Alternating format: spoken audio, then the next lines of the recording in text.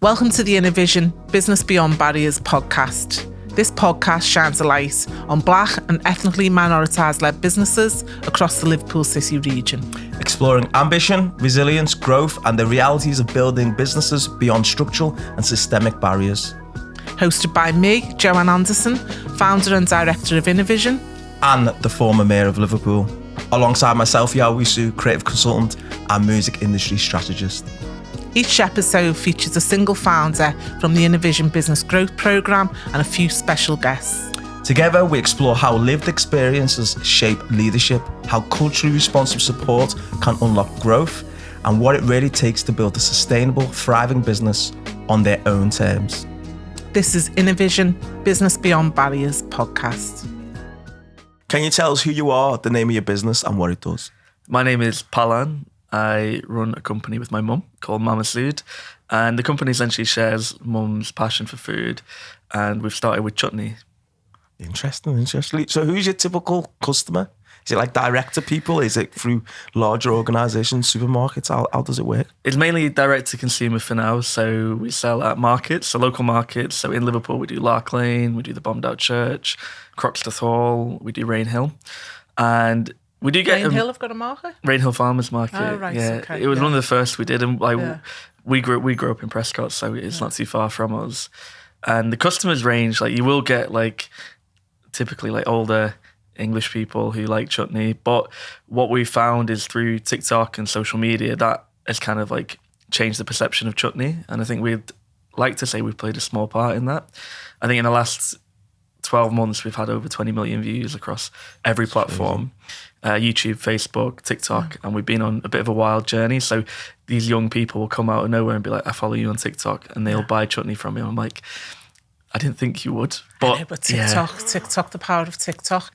First time I come across you actually was on TikTok. I think it's a great platform, isn't it, to go viral. And your other businesses, a marketing agency, isn't it? So what kinds of things are you doing on TikTok? And, beyond sort of, middle-class white people love chutney. Beyond that audience, who have you attracted through TikTok? So an audience I didn't expect was like the Muslim community. Yeah. So the products are halal, and I think a lot of people resonate with that kind of like South Asian immigrant story. Like mum's come to this country, she's worked all the jobs under the sun just to provide for the kids, me and my sister.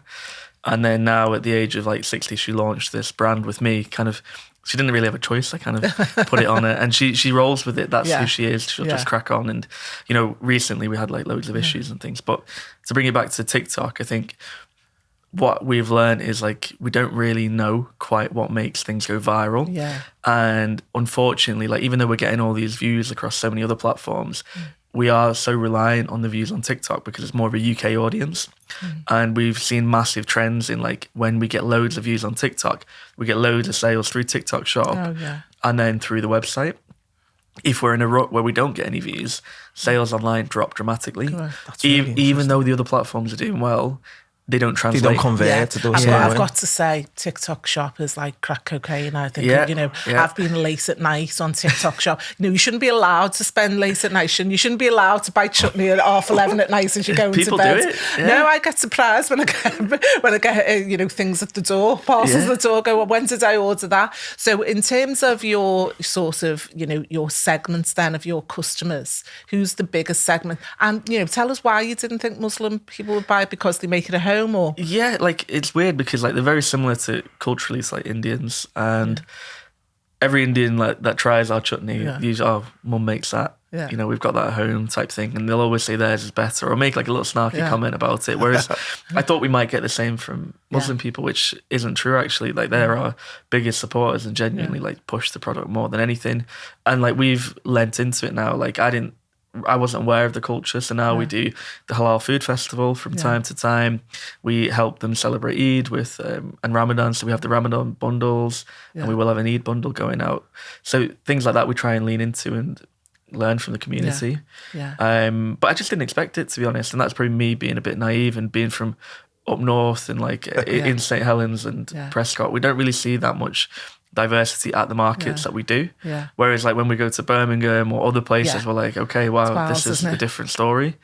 I feel the same about music, to be honest. I remember a Dr. Dre orchestra piece getting raided by the police, and I was like, yeah, that'll be loads of middle-class white people up in Liverpool. That's not the same when you go to Birmingham or you go to London. And actually, I remember going to Southall in London the first time and just didn't know that there was, such a big Indian community in Southall, but also going into the Marks and Spencers in Southall and going, I can buy a card with an Indian person on in Marks and Spencers in Southall. I can't buy that in Liverpool. Or seeing Indian or Pakistani people with blue eyes and dead light skin, just that diversity within that community. I remember just really having my eyes open of not knowing that there was Indian communities like that in UK, where actually it was hard not to find an Indian person in Southall. So is Southall on your radar? Not really, to be honest. And it's not to say that Indians don't buy from us. I think the younger generation do, and that also surprised me. We're trying to get younger people into chutney,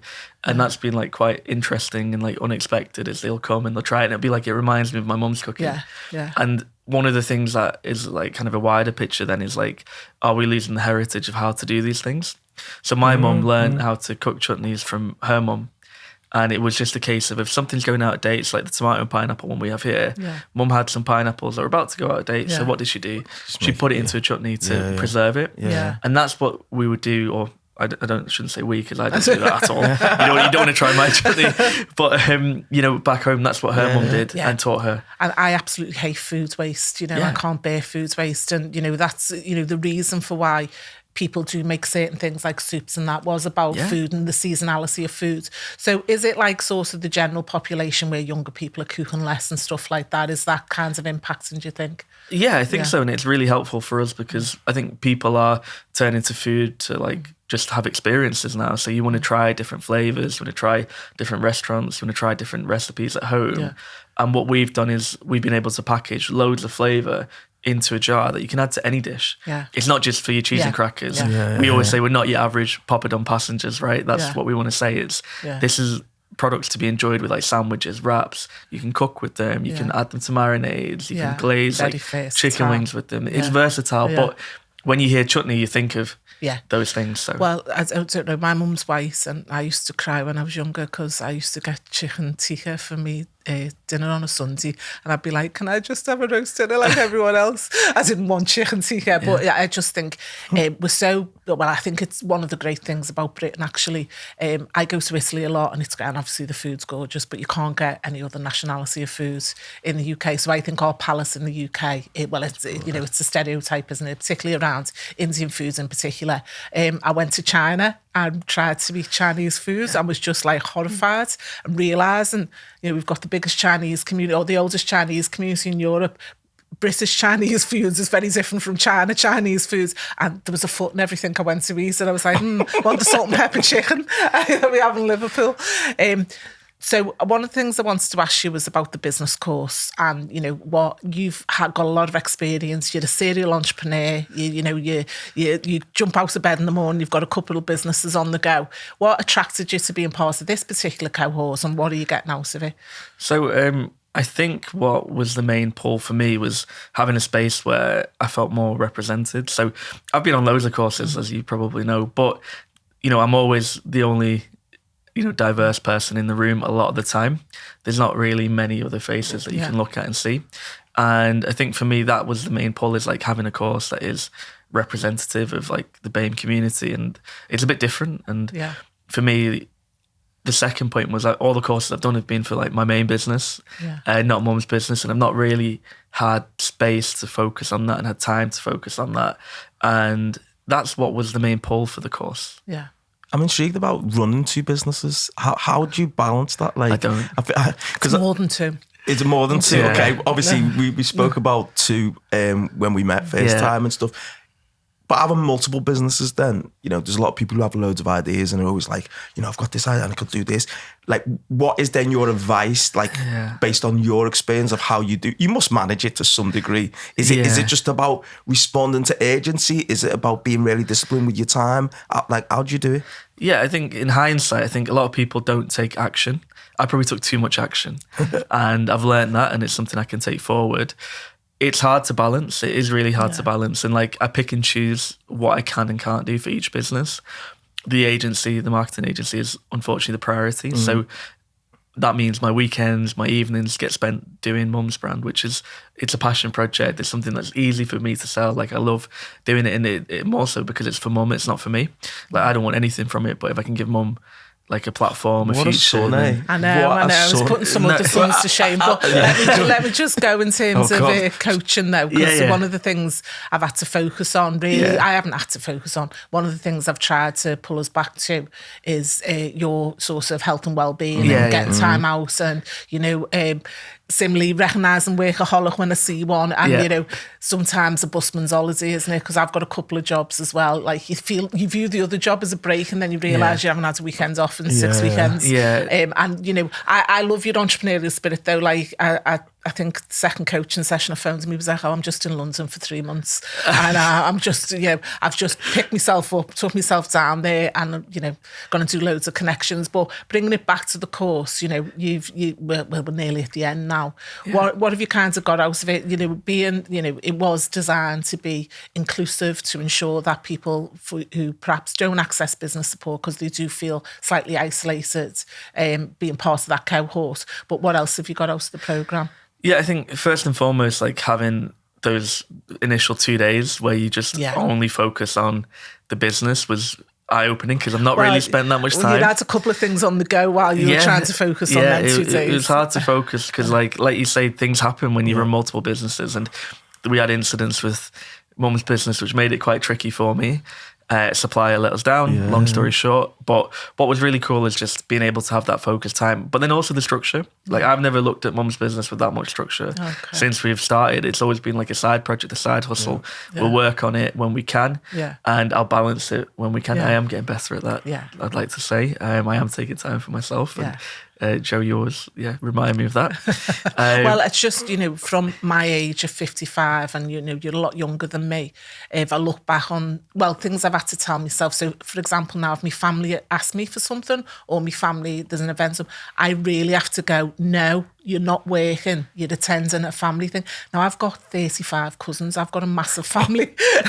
Lots of things I wouldn't like to attend, you know what I mean? But I just have to go, no, you'd have to prioritise, because at the end of the day, life is about family and people. It's not just about your business and your growth. I know you know that, and but that's what I'm trying to share with you. But I think what's refreshing for me is like, part of the coaching that we've done is almost focusing on the personal bit as well. Because like the structured tasks like we were doing for like the business, I've got a list, I'll work on it. Like that's who I am, and that's been really nice to bounce that off you.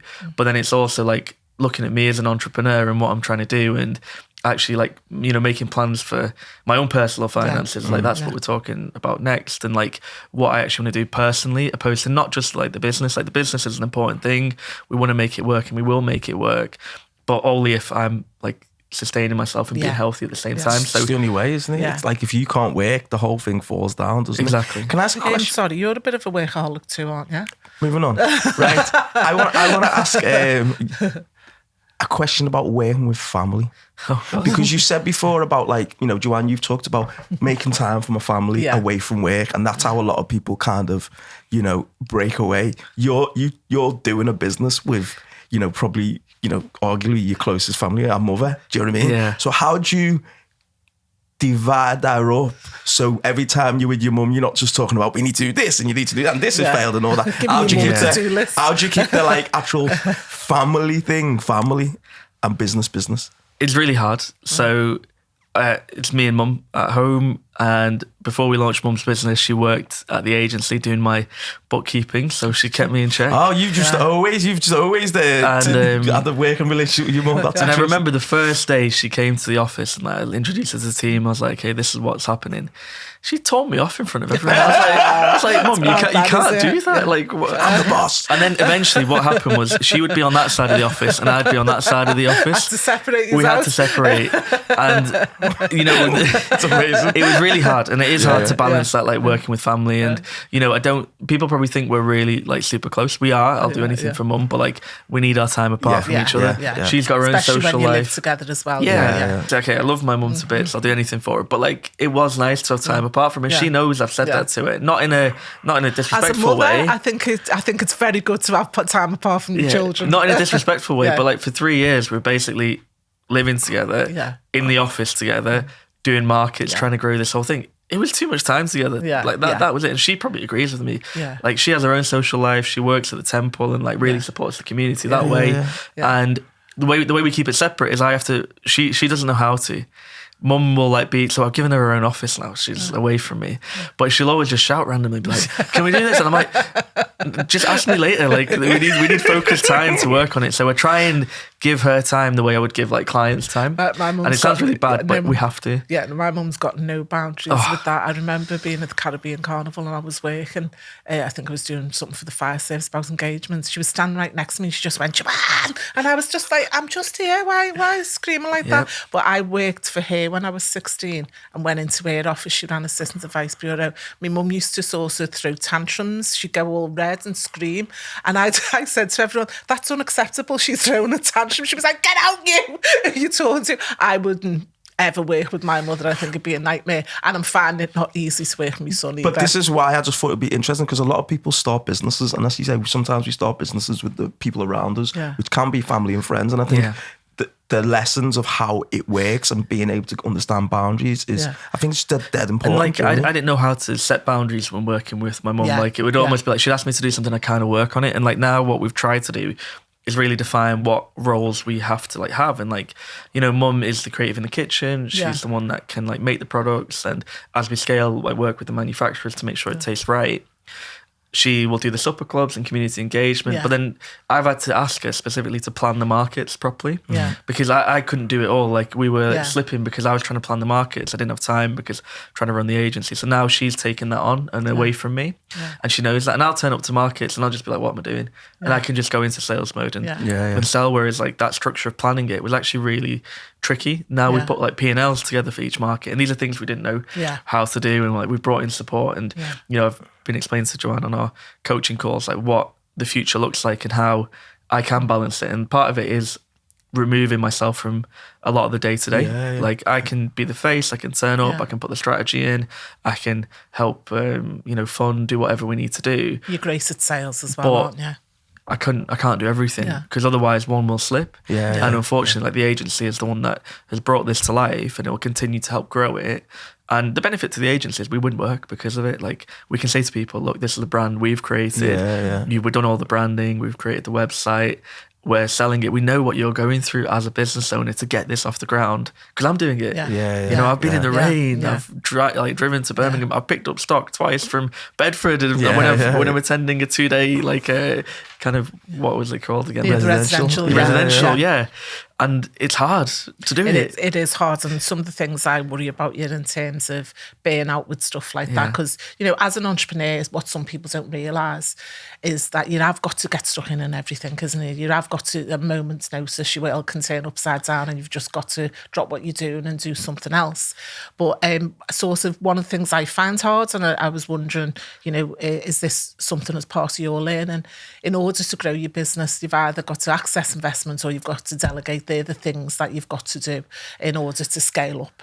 And I think in terms of delegation, we've talked about that, haven't we? You know, and you're really good at, you know, as sales and marketing as well. You know, if I needed to sell something, I would definitely call you. But actually, you probably, you know, time-wise, that's probably not best use of your time in your mum's business. So how are you finding that? You know, one on delegation, because I know you run an agency and you can delegate, but the other on sort of looking at finance to grow.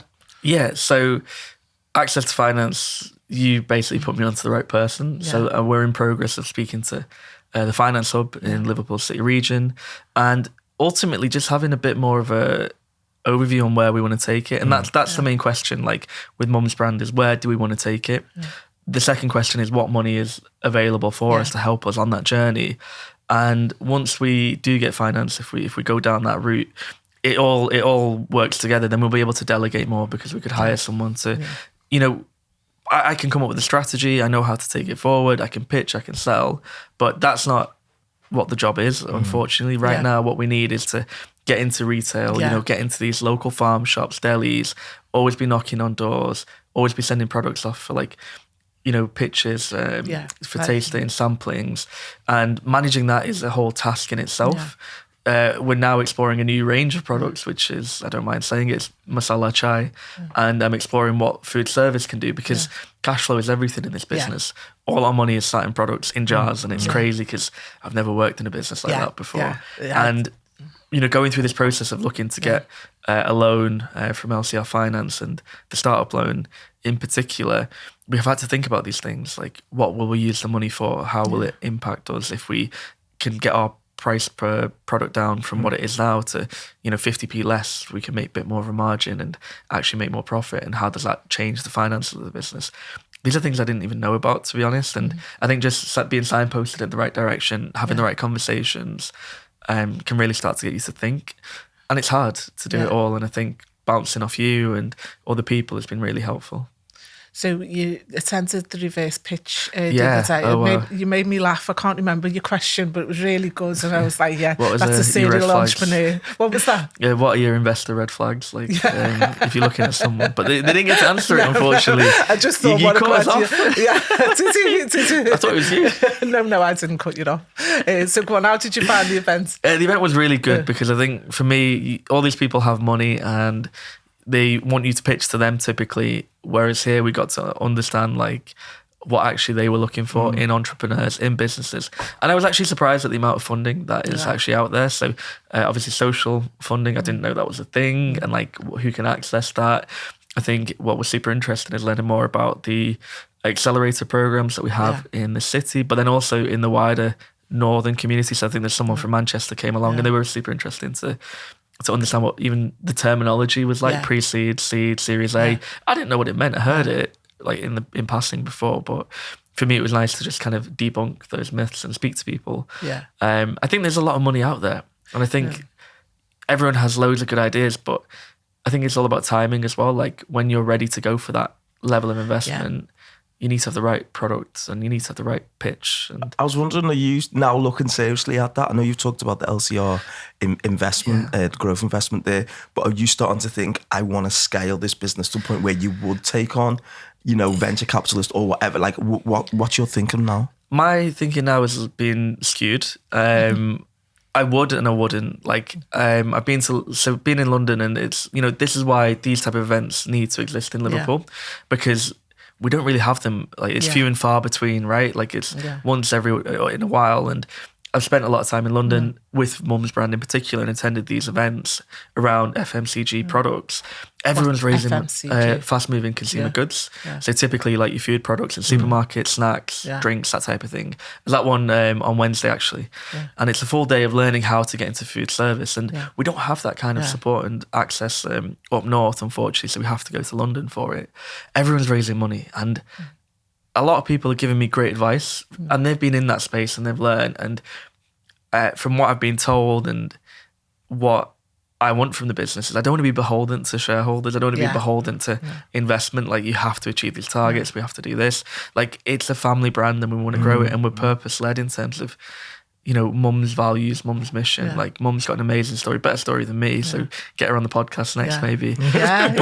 Well, that's an idea for you, I think. Get your mum out there on TikTok. So we need to put Mum front and centre. But I think once you take money, then you've got a lot of things to do. Some of these huge companies, in retail, in supermarkets, doing tens of millions of turnover, aren't making any money. And they're having to raise all the time. Do you know, it's one of the reasons why I love doing the reverse investor pitch. Only, I didn't know anything about investment, any kind of investment 5 years ago, and I actually work in social investment now, and just all I've learned I wanted to share, because actually seeing through some of the things around, certain types of money, like Dragon's Den, everyone sort of knows that as a brand.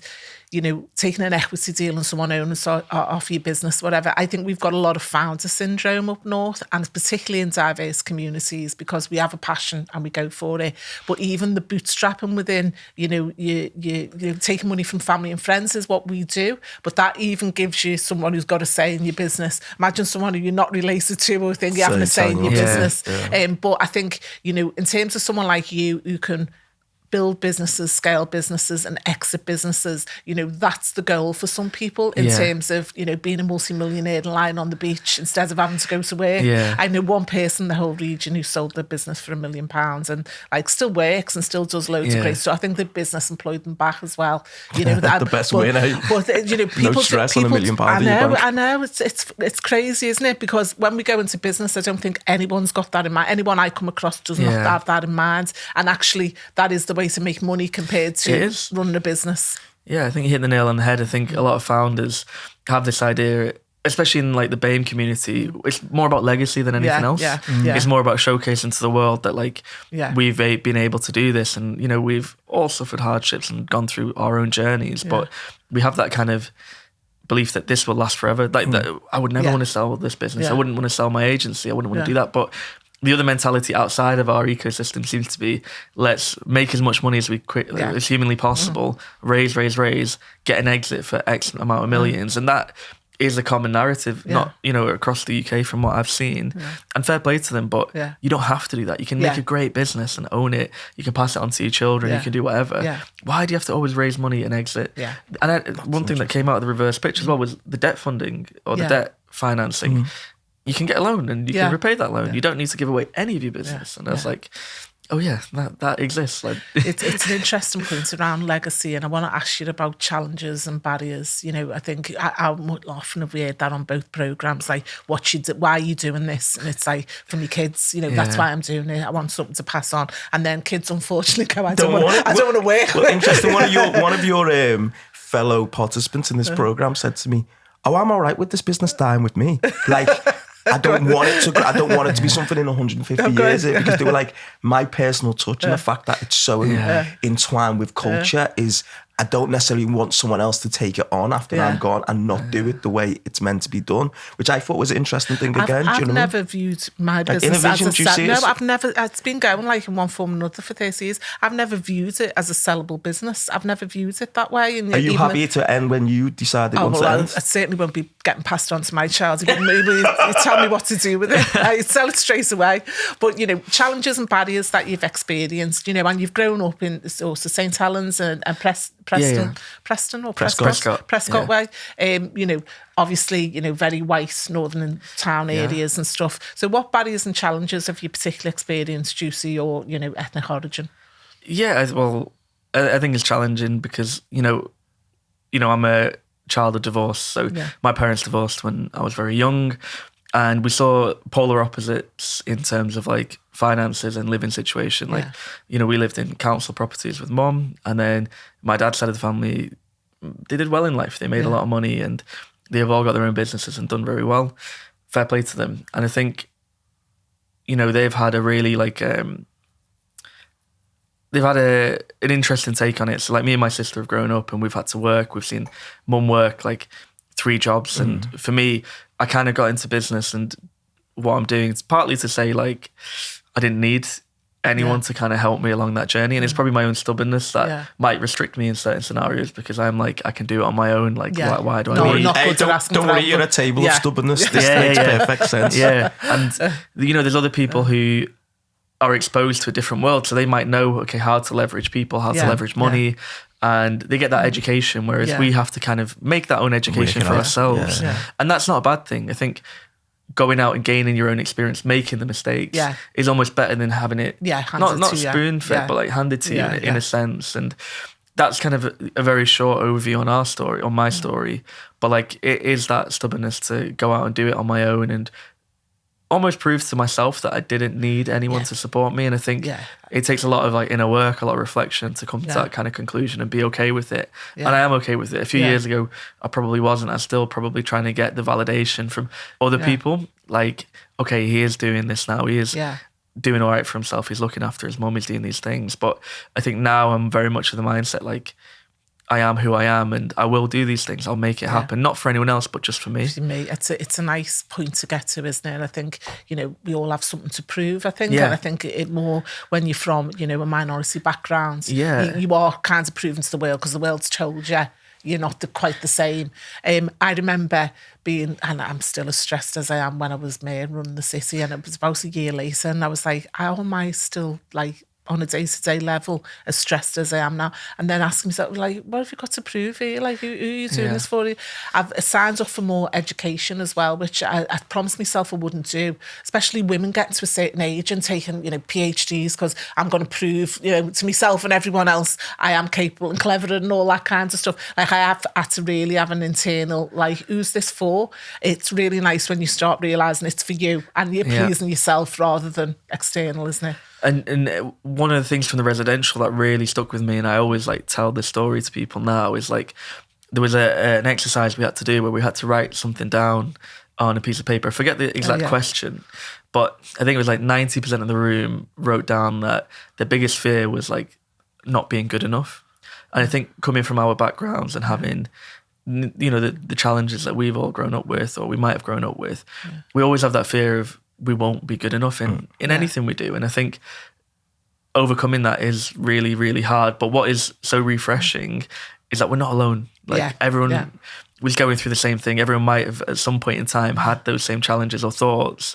And we're all trying to work to overcome it. And I think spaces like this need to exist so we can not feel that lonely when it comes to being a business owner, not feel like we're the only ones going through those struggles, those challenges.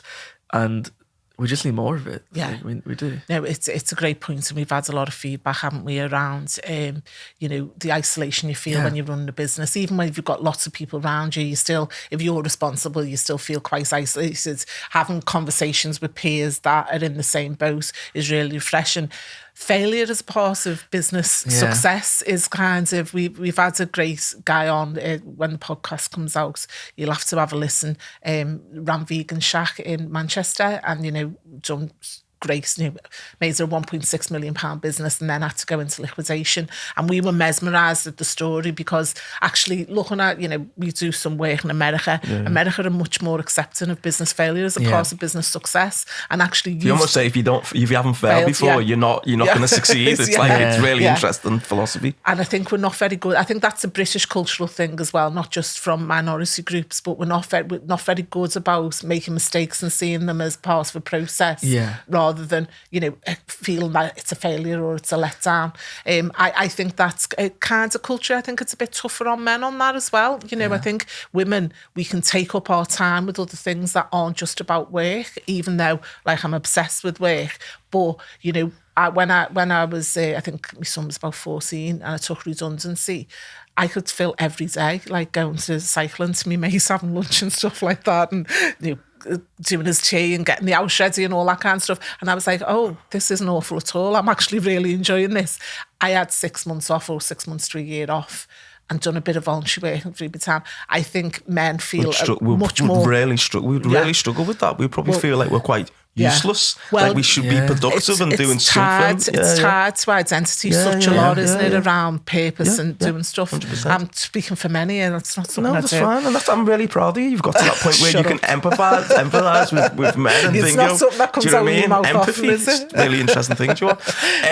But I was wondering then, because of this journey that you've been on, if you had to go back 10 years to give someone like you, same background, same ethnicity, etc., who's going into business, some advice based on what you've learned, what would that piece of advice be or insight? For me, it's all about experience. So I went to uni, went to Manchester Met. I studied marketing management.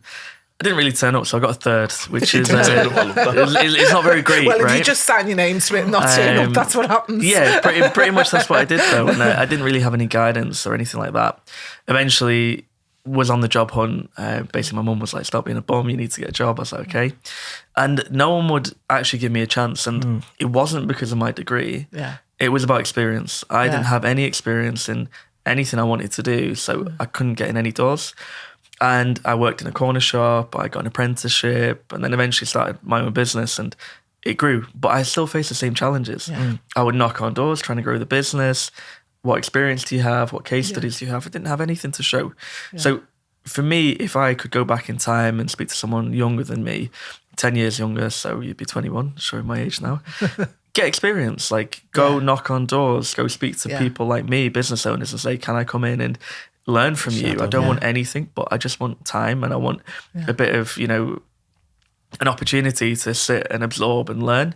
Be curious, ask as many questions as you can. There's people say like there's no such thing as a dumb question or a stupid question, and I fully believe in that. And we aren't as curious as we used to be, like young people in this generation, because I've seen people that have, you know, come for jobs, or I'm hiring. Well, we can ask Google and we can ask ChatGPT or Claude or whatever. We didn't have that, but like we're losing that intrigue and curiosity. And even as you know, a growing business owner now, that's what's helping me grow both Mum's business, both my business. It's just asking more questions, trying to understand, and being a sponge to absorb knowledge. Like, yes, ChatGPT is there, yes, Claude is there, but that's really accelerate what you can do. It can help you do more. I learn from people the best rather than books or anything else. Like, but being exposed to people who look like you, who are delivering as well, is really important. And there's questions in between questions, so you might ask a question and get an answer, but you still don't understand why and how. And I think that's the important thing about being around like masters of that craft that you're trying to get into. Is like you can. But why have you done it that way? And what would the other part like? Theoretically, you can understand it, but in the field is a very different matter, isn't it? Because they've been through it, they've got the experience that you need, so they know why they made the mistakes exactly. So they know why they had to do something a certain way. And I'll give you one example from the agency, if you don't mind. But like we took on a client because we donated a website to a charity. He's involved in that charity. He's like, oh, can you come and do my stuff? And I remember I charged him £75 a year for this piece of work, hosting his website. And the first thing I did was take all his internal systems down, took his website down, all his emails, broke everything. You've done this. You didn't mean to do this. No, I didn't mean to do it. No. When you said first thing, I took everything down and you broke everything. Yeah, it wasn't intentional. It wasn't intentional at all. But I was thinking this is a part of the process. This is why asking the questions important. No. I didn't ask the questions, and I didn't know, and I was a bit naive. And then I rang him up. I was like, I'm really sorry I've done this. And he introduced me to his IT guy, and his IT guy gave me a very brutal lesson about how you should do it properly.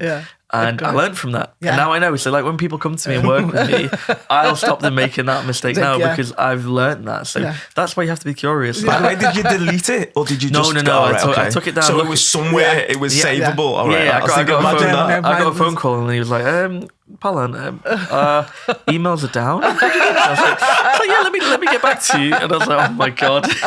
Oh no, that's nerve-wracking. And Touchwood, he's like one of our biggest clients to this date. But like, amazing. Honesty and vulnerability is also really important.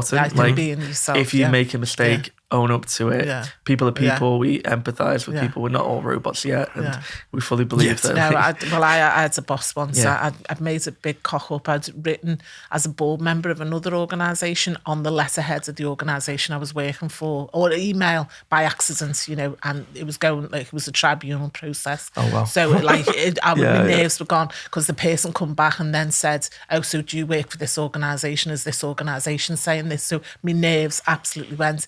And I just wasn't expecting this. Lynn O'Sullivan, the woman's name was, and she just went, people make mistakes, I'll sort it. And I just remember being so relieved. I don't think I'm that generous. I find it hard to work with other people, not because they make mistakes, because they don't ask me enough questions. Have you ever forgive someone for a similar? I don't forgive anyone for anything. Okay. I'm really messed. No, in terms of no, but if that happened, had you been able to pass that forward? I'm not sure I let go of control enough to let other people make mistakes. You know what I mean? I am, like, my biggest problem is allowing others or delegating other stuff to people, and I'll delegate stuff that isn't that important. But if it's big and important, I've got to be all over it.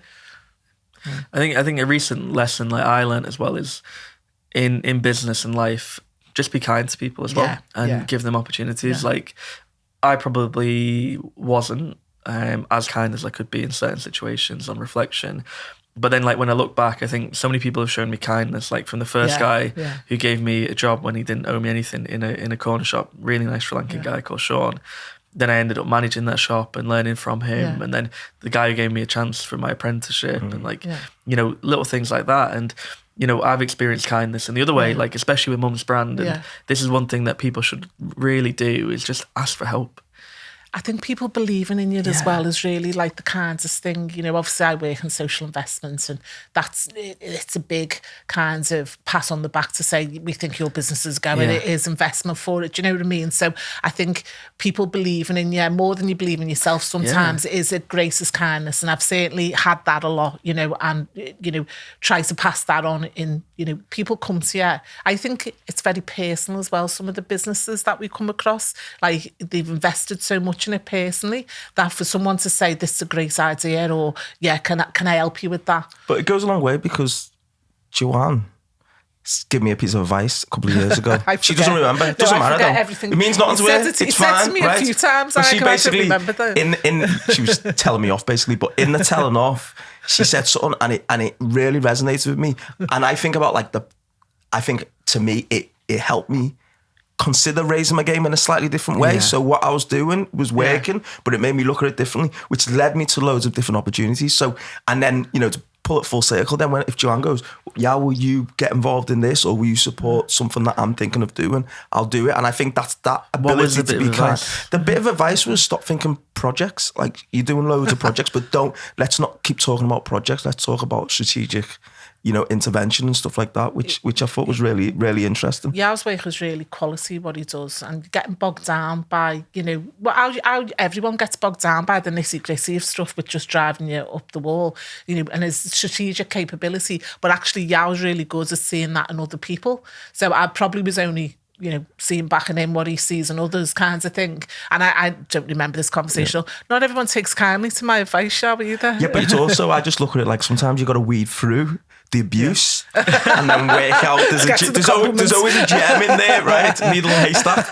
But I just think that's important when you said about being kind and you know, being aware of that we're all humans in it, and there's a level of humanity in all this. And if we do it, it's business and we all want to succeed, but we don't have to chop everyone's heads off to get ahead. And I think that's definitely important. It's not just that. I think seeing people, you know, seeing people's capability, being seen, I think is really important. And I definitely feel that with the businesses that we're in.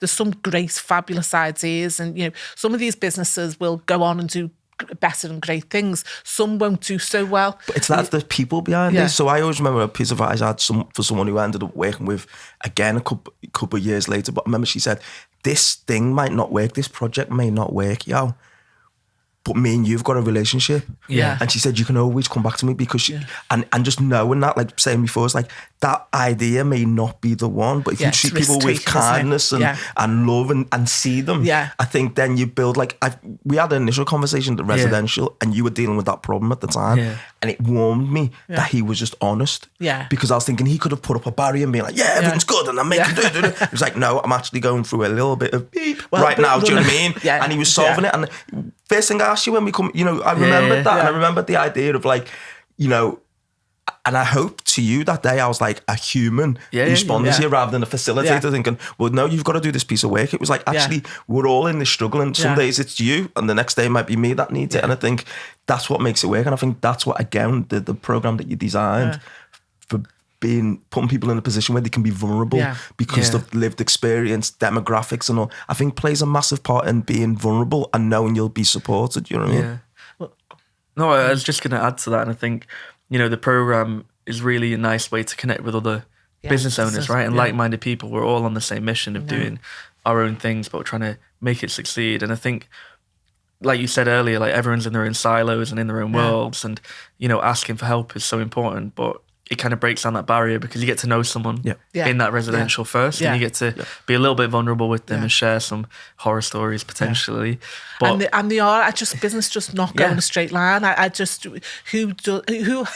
trying to look back when I've been flying and riding high, and this is all going great. It's not even the best of moments can be the worst of moments, can't they? Do you know what I mean? It's all going great, but you're like, your worries about A, B, C, D. You know, the business does not run in a straight line, and, you know, very experienced that. So I'm dying for you to let us know, like, sort of finally, what are your plans and where can we get in touch with you on Mama Suit? Yeah, so the plans for Mum's business at the moment is we want to get stocked in more retail. So I'm on a mission to find more independent retailers to stock us. We're not going to look at any of the big supermarkets yet.